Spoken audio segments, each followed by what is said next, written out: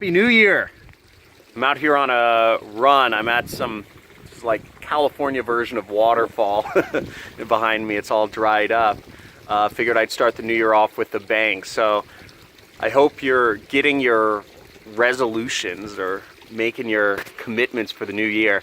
I always thought the kind of concept of New Year's resolutions are, I don't know, kind of corny. You know, it's like one time of a year and you're supposed to make all these big changes, when in reality you should be making them, you should be just doing it all year, right? So I always thought it was funny, but I still do it. And I still do it because I think it's a good time to always, I don't know, I think setting goals is really good, and I don't think life offers enough opportunity for reflection, so why the hell not, right? Now, I'd love to hear in the comments what your resolutions are for 2019. But I was actually sitting here.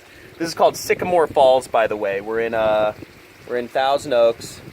There's the sun up there. See, you can see a little stream trickle down there, and down the canyon, lots of poison ivy down there, some maidenhair ferns. But I was thinking about this year because, and there is a real end to the year, because at the end of the year, you know, business-wise, you know, it's my fiscal year end, so, you know, all of the money gets, you know, I have to spend a lot of money in taxes, and I have to put money in retirement accounts and prepay for all these things. So there is a real kind of cutoff date, just if you run your own business. So there is some meaning there. But that being said, I want to make this year spectacular, and I hope you do too. And my resolution is, I was thinking here, I was reading The Alchemist last night. It started from when I was reading that. And in The Alchemist, the boy, Santiago, is, he gets to the town of Tarifa, Spain, which is at the very southern tip of Spain, right across from Morocco, if you know maps. And he talks to this wise old king. He's a god, actually.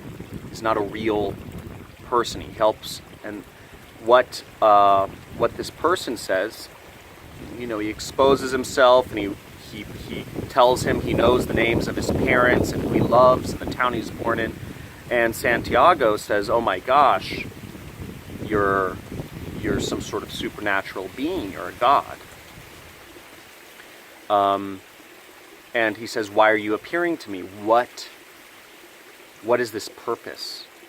Why am I so blessed or lucky or whatever?" And the god's name is the king's name is Melchizedek, something like that. And he says, "I'm here to help people make decisions at a point in their life where they're about to believe the greatest lie ever told." And the greatest lie ever told is that there is a point in people's lives where the greatest lie ever told is that people believe that they are not in control of their life. That there comes to be a point in somebody's life, whether that's in their teens or 20s or 30s or 40s or 50s or 60s, where many people begin to believe that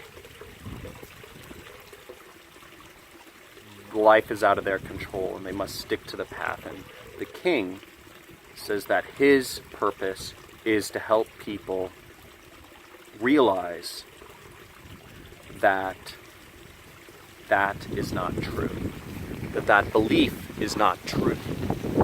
So it's getting a little windy. You see that? It's kind of cool. So I really like that. And I really identify a lot with Paulo Coelho's story. Paulo Coelho was kind of, you know, I was reading about him as well last night, and he's sort of a, know, I feel a connection to his life journey, just as I feel a connection to The Alchemist, which is a book I've read roughly 15 times now, which is kind of crazy. So that purpose of showing people that they are in control of their own life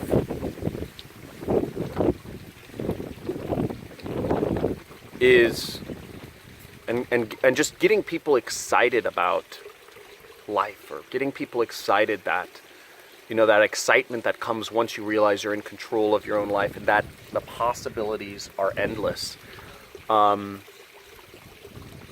That's the purpose I'm assigning for myself this year. And I'm going to it's going to be an overarching kind of purpose for what I do this year. And there are a lot of things within that, right? I want to affect as many people as possible. You know, it's helping as many people as possible realize they are in control of their life. And how to, you know, going about doing that. So, I like that.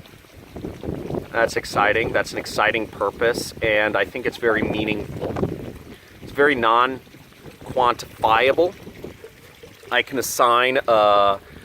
assign metrics to it. You know, how many people I affect, or how many people watch my videos, or, you know, there's all sorts of kind of specific metrics I can assign to that. But as a guiding purpose, I think that's going to be the question I ask myself. Is this going to help make people stoked about life?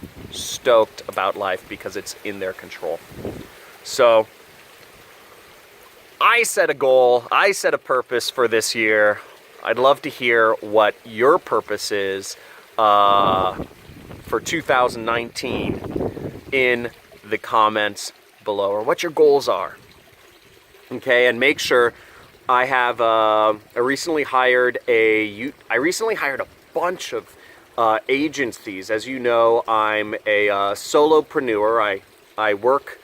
I don't have any employees, but I'm trying to grow my business, and I don't want to manage people. So I hired about half a dozen different ad agencies to do stuff for me, and part of that is I'm going to be releasing videos, like 5 videos a week this coming up year, starting in February. So really excited about that. We're going pretty hardcore. And so make sure you subscribe to the channel. We're doing lots of training videos. Not going to do as many vlogs, but I'm going to train people on how to start an internet business, or how to quit their job and work for themselves. So that's that's some of the details, but I look forward to continuing this journey with you in 2019. Anything is possible. Make it happen. And let me see what your experience is in the comments below. Cool. Have a good one. Go explore, have fun, and be stoked about life. See ya. Peace.